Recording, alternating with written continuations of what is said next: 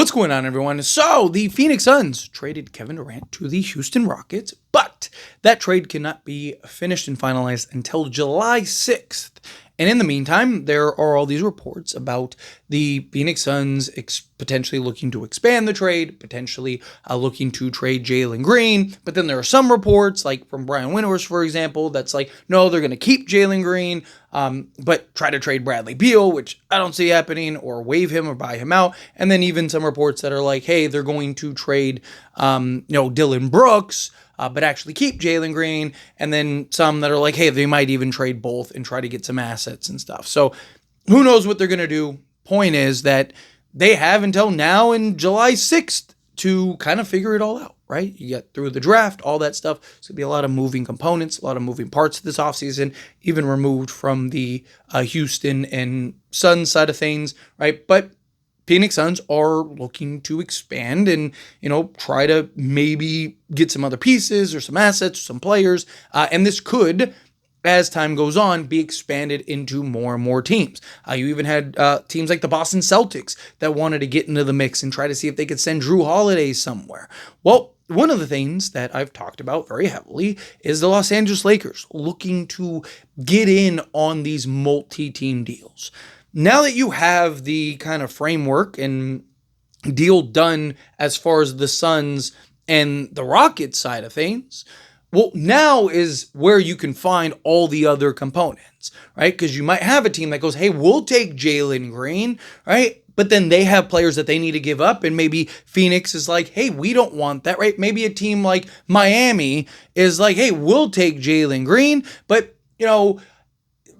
whatever, Houston's like, or the Suns are like, well, we already have Dillon Brooks, so we don't really need an Andrew Wiggins, so maybe you can send Andrew Wiggins, and then maybe the Lakers can get involved and get an Andrew Wiggins, right? One of the things that I've talked about is that's a good way to get players that you might not have been able to get otherwise, right? Is by getting into these type of multi-team deals, because once a guy's traded from a team, they don't care where he goes, they just want their guy, right? So sticking with Miami and Andrew Wiggins, right? Just using this as example, Miami might not want to send Andrew Wiggins to the Lakers, right? With Pat Riley and his relationship with LeBron James, or lack thereof, and, history with the Lakers and all that stuff. He might not want to. He might be like, hey, I don't want to make them better. I don't want to make the Lakers and LeBron better. Right? But if he ends up pulling off a trade and maybe he takes on Drew Holiday, and, the Celtics are like, hey, we don't want long-term contracts. Like, we don't want long-term money. We want to get off of money. That's why we're trying to trade Drew Holiday. And so then maybe you do something like that to where Lakers end up with Andrew Wiggins. And Miami's like, I don't care. We got Drew Holiday. That's who we want. Right? So Lakers, it's a good way for the Lakers to kind of get in the mix of some of these things, kind of find creative ways in order to pull some stuff off and maybe just put themselves in a better position to land players. Because, look, you got to keep in mind, Lakers have tons of needs. Right? It's not just the center. I mean, again, if you just add two centers, like a clear-cut starter and a clear-cut backup, that alone would do wonders for the Lakers. Like, that alone would move mountains in a lot of ways for the Lakers. But they need more than that, right? They need athleticism, particularly out on the perimeter. They need defense. They need shooting. They need two-way guys. Right? They need bench depth and scoring and all that stuff off the bench, right? Like, they're far from a perfect team, right? No team is every team has their holes and their flaws and their issues and their questions, right? But, Lakers want to try to solve as many issues as they can. And again, if you can find a way to do that, you should do that. Now, it's again, maybe everything just stays as is. That's always a possibility, right? Maybe Phoenix is just like, hey, we'll just keep Dillon Brooks and we'll just keep, a Jalen Green. That, again, is very possible. But if this does start to be expanded, I really hope that the Lakers kind of inject themselves into it. Worst case scenario, no one gets traded or no one is involved for you that makes sense. Right? Worst case scenario, it's like, none of these moving pieces and components are something that makes sense. But even like a Dillon Brooks would make sense. Right? So like, even if you're not the fourth, fifth team in a expanded trade, right? Even if you're just a team where it's like, hey, we want to trade Dillon Brooks, it's like, hey, well, we'll take Dillon Brooks. Dillon Brooks would be great for the Lakers, right? He's a guy that fits exactly what the Lakers need. Gives them toughness, some defense, all of that. But again, I want to see, and we need to see Rob Pelinka get creative here. I've talked about this very heavily all offseason. And one of the things that I was hoping that the Lakers would do would be, I was hoping that this trade would have been more expanded, right? Again, it's far from over. Can't be finalized until July 6th, so still very well could be expanded. But I was hoping you to hear kind of news about like, oh, because there was talks about like, hey, if they trade with the Spurs, they don't really want Devin Vassell. If they trade with the Houston Rockets, they don't really want Jalen Green, right? Because they have multiple shooting guards. Like, how many shooting guards does this team need, right? Like, how many guys do they need? Like, that's how they got into this mess to begin with, is they had too many shooting guards in Bradley Beal and Devin Booker. So it's like, now we're going to just go through this whole experiment again. And I think it's hilarious watching, like, people try to justify, oh, man, Jalen Green and Devin Booker in the backcourt, watch out. It's like, we heard this with Bradley Beal and Devin Booker. The problem is they play the same position. They do the same things.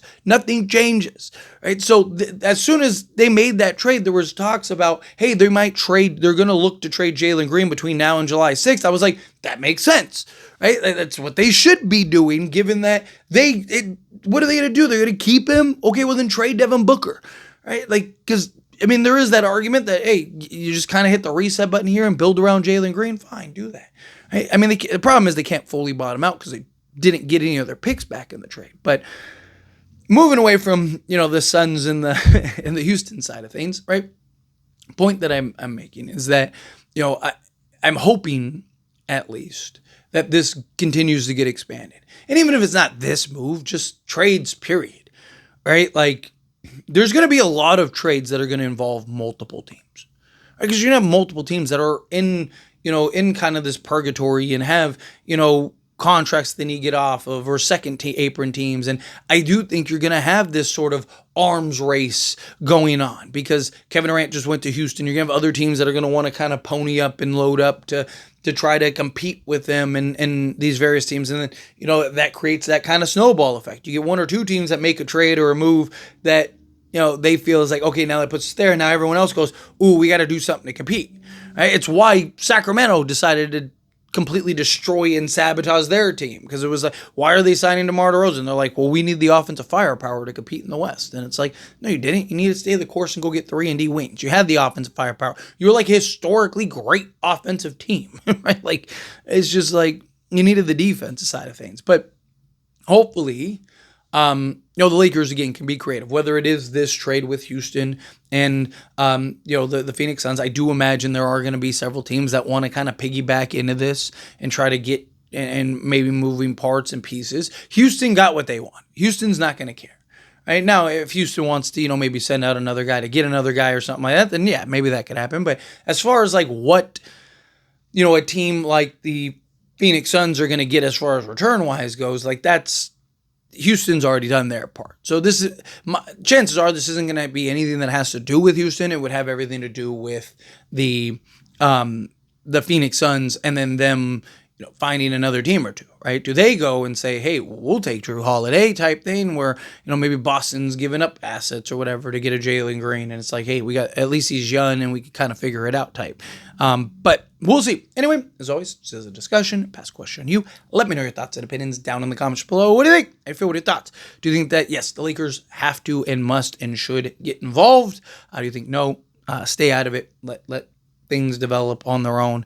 Do you think it even does get expanded? Either way, however you feel, I'd love to hear it. So let me know down in the comments below. That being said, if you haven't liked this video, hit that like button. Helps me out. So we enjoy these types of videos. Truly appreciate it. Not subscribe channel, hit that subscribe button. Turn on the bell notifications. Appreciate y'all. See you in the next one.